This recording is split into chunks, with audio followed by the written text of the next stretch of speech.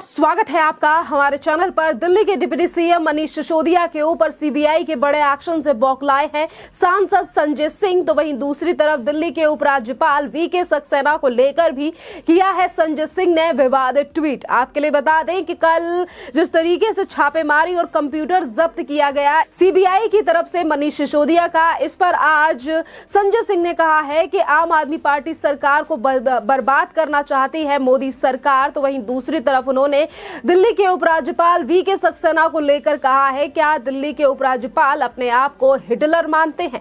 यानी कि हिटलर शब्द का इस्तेमाल किया है संजय सिंह ने दिल्ली के उपराज्यपाल वीके सक्सेना के लिए।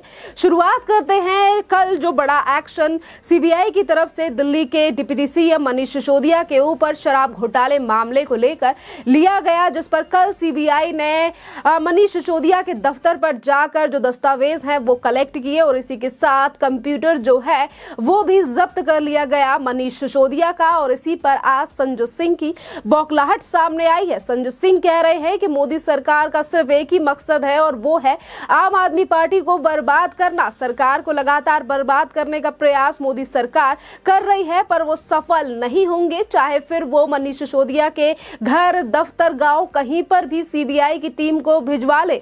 उनको पहले भी कुछ नहीं मिला था और अब भी कुछ नहीं मिलेगा। इस तरीके से जो बार बार पे बौखलाहट है वो सामने आई है संजय सिंह की, जो कि आम आदमी पार्टी सरकार के राज्यसभा सांसद हैं। और वहीं दूसरी तरफ फिनलैंड भेजने का मामला, यानी कि फिनलैंड में टीचर्स को भेजने का जो मामला है वो लगातार अब तूल पकड़ता हुआ नजर आ रहा है, क्योंकि फिनलैंड जो 30 टीचर्स को भेजने की बात जो है बार बार पे आम आदमी पार्टी सरकार की तरफ से की जा रही है, जिस पर एलजी ने पहले ही कहा है कि जिस तरीके से जो एनालिसिस है, कॉस्ट क्या होगी, इन तमाम मुद्दों पर बात करे आम आदमी पार्टी सरकार। जिस पर संजय सिंह ने अरविंद केजरीवाल की एक वीडियो को शेयर करते हुए तमाम शब्द बोले हैं दिल्ली के उपराज्यपाल वीके सक्सेना के लिए। उन्होंने कहा है, ना तो एलजी कानून मानते हैं, ना संविधान मानते हैं, ना सुप्रीम कोर्ट मानते हैं, ना सरकार मानते हैं। क्या दिल्ली के एलजी खुद को हिटलर मानते हैं? इस तरीके से ट्वीट किया गया है संजय सिंह की तरफ से, जो ये दर्शाता है कि किस तरीके से अरविंद केजरीवाल सरकार के जो नेता है कभी मोदी सरकार को लेकर बयानबाजी कर रहे हैं, तो कभी दिल्ली के एलजी वीके सक्सेना को लेकर भी शब्दों का ध्यान नहीं रखा जा रहा है और ये कहा जा रहा है कि क्या वो अपने आप को हिटलर मानते हैं। आखिरकार ये दोनों मुद्दे जिन पर आज लगातार दिल्ली में सियासत हो रही है, भारतीय जनता पार्टी भी जमकर निशाना दिल्ली सरकार पर साध रही है। इनके पीछे क्या कारण है और क्या है ये मुद्दे। शुरुआत करते हैं पहले दिल्ली में हुए शराब घोटाले को लेकर। आपके लिए बता दें कि इस शराब घोटाले में पिछले ही साल यानी कि 2022 में सीबीआई ने चार्जशीट दाखिल की थी, जिसमें 7 लोगों के नाम को नामजद किया था, जिसमें मनीष सिसोदिया का नाम नहीं था। पर उसके बावजूद भी तमाम ऐसे लोग थे जो कि आम आदमी पार्टी के काफी ज्यादा करीब है, अरविंद केजरीवाल के करीब है। उनके ऊपर एक्शन सीबीआई पहले ही ले चुकी है और दिल्ली में हुए शराब घोटाले को लेकर एलजी ने ही सीबीआई को निर्देश दिए थे कि इस पूरे मामले पर जांच होनी चाहिए। जैसे जैसे इस पूरे मामले में सीबीआई जांच कर रही है, कल मनीष सिसोदिया का कंप्यूटर को जब्त कर लिया गया है। इससे पहले उनके घर पर भी छापेमारी की गई थी, पर कल जो जांच की गई है, यानी कि जिस तरीके से कल कंप्यूटर जब्त किया गया है, जिसको लेकर पहले ही मनीष सिसोदिया ने ट्वीट कर उनकी जो बौखलाहट है वो सामने आई। किस तरीके से मनीष सिसोदिया ने तमाम बड़ा ट्वीट लिखा और उन्होंने कहा कि सीबीआई का मैं स्वागत करता हूं, आज वो मेरे दफ्तर पर पहुंचे हैं।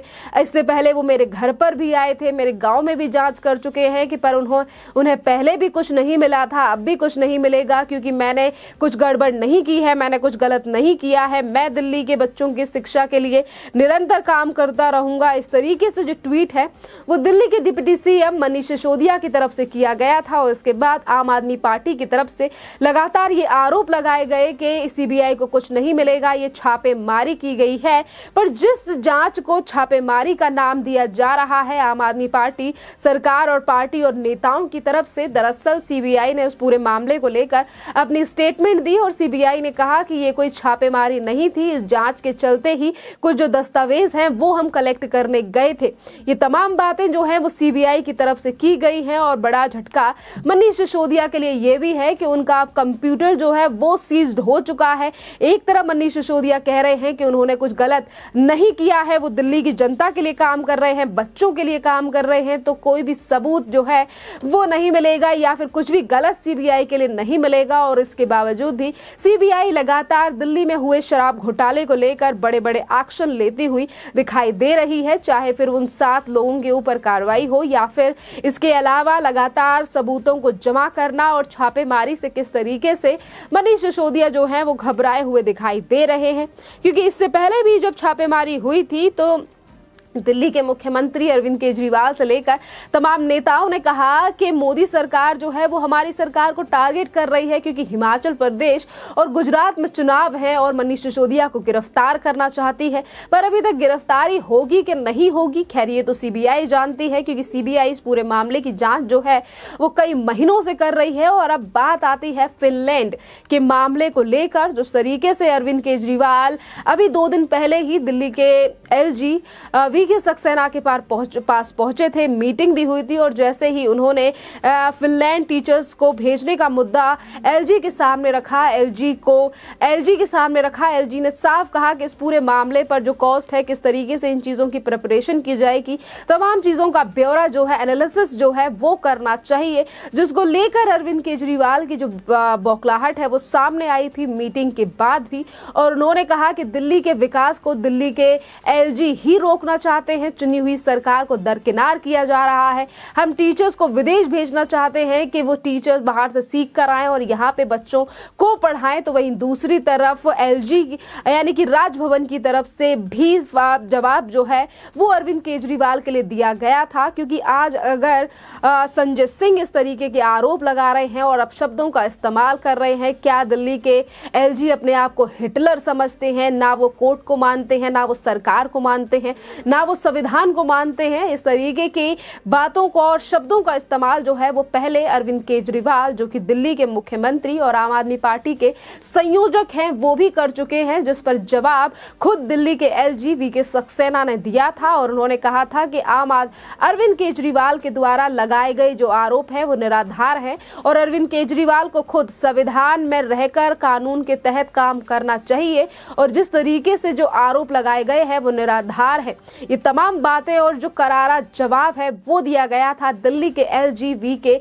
सक्सेना की तरफ से। पर इसके बावजूद भी दिल्ली में जो एलजी के बीच और दिल्ली के मुख्यमंत्री अरविंद केजरीवाल के बीच जो रार है वो थमने का नाम नहीं ले रही है, क्योंकि एक तरफ अरविंद केजरीवाल फिनलैंड में टीचर्स को भेजने के मामले को बता रहे हैं दिल्ली का विकास, तो वहीं दूसरी तरफ दिल्ली की जनता और दिल्ली के उपराज्यपाल की तरफ से उठ रहा है ये सवाल कि आखिरकार अरविंद केजरीवाल जनता के टैक्स का पैसा इसी तरीके से क्यों उड़ाते हैं और इस्तेमाल करते हैं। अगर एक बार कॉस्ट जो है वो एनालिसिस करने की बात की गई है तो इस पर गौर करना चाहिए दिल्ली के मुख्यमंत्री अरविंद केजरीवाल को। पर एनालिसिस करने की जगह पर वो कभी सेना को लेकर बयान दे रहे हैं तो कभी ये कहते हैं कि अकेले जो फैसला ले रहे हैं दिल्ली के एलजी वो संविधान के खिलाफ है, क्योंकि वो चुनी हुई सरकार को दरकिनार कर रहे हैं और हमें काम नहीं करने दिया जा रहा। इसी तरीके के आरोप जो है वो दिल्ली के मुख्यमंत्री अरविंद केजरीवाल कई बार एलजी वीके सक्सेना पर लगा चुके हैं, जिनके जवाब भी उन्हें कभी राजभवन तो कभी खुद एलजी नहीं दिया है। खैर, इस पूरे मामले पर आपकी जो भी राय हो आप हमें कमेंट करके जरूर बताइए। धन्यवाद।